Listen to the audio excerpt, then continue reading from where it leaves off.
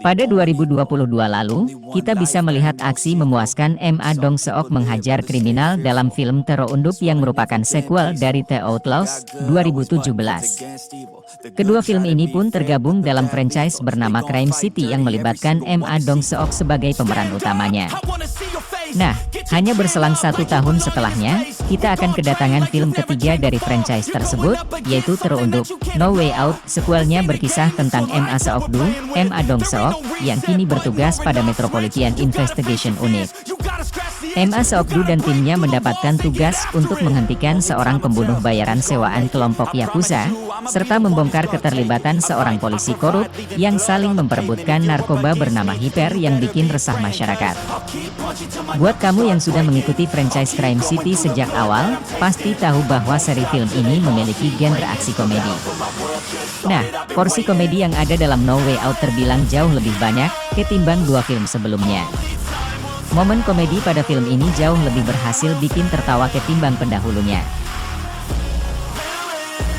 Terlepas dari porsi komedi yang lebih banyak, jalan cerita pada No Way Out sebenarnya sedikit lebih kompleks dari 2 film sebelumnya.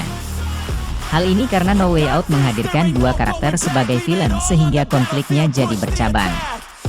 Namun, kompleksitas ini justru membuat ceritanya jadi membingungkan sekaligus membosankan, dan bikin penonton lebih menunggu momen aksinya saja. 7 tahun setelah kasus ekstradisi di Vietnam, Ma Seok-do, yang diperankan Don Lee, yang tadinya bertugas di kantor polisi Gyeongcheon, kini ia bergabung ke tim investigasi Metro yang dipimpin oleh Jang Tae-soo, diperankan Lee Beom-soo, dan termasuk detektif Kim Min-jae, diperankan Kim Min-jae. Mereka menyelidiki peredaran obat terlarang Hyper yang sudah memasuki banyak klub malam di Korea. Setelah penemuan mayat salah satu kapten polisi yang ditenggelamkan di dasar laut, Ma Seok-do mulai menyelidiki kasus misterius yang ternyata menuntunnya ke mafia Hong Kong, triad dan juga mafia Jepang, Yakuza. Salah satu yang mencurigakan adalah saat ia mendapati Jo Sung-cheol, yang diperankan dengan menarik oleh Lee Joon-hyuk.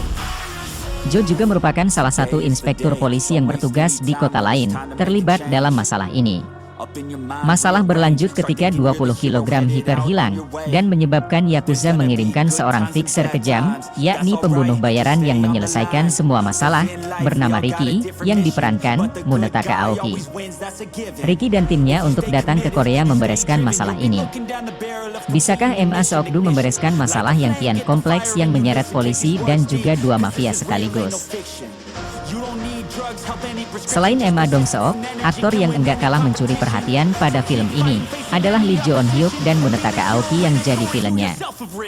Meski enggak terlalu meninggalkan kesan layaknya San Soo-koo yang jadi villain pada film keduanya, Joon-hyuk dan Aoki masih berhasil memberikan aura mencekam dan bikin penonton sebal setiap kali muncul. Sayangnya, performa brilian ketiga aktor tersebut cukup menutupi para pemeran pendukungnya.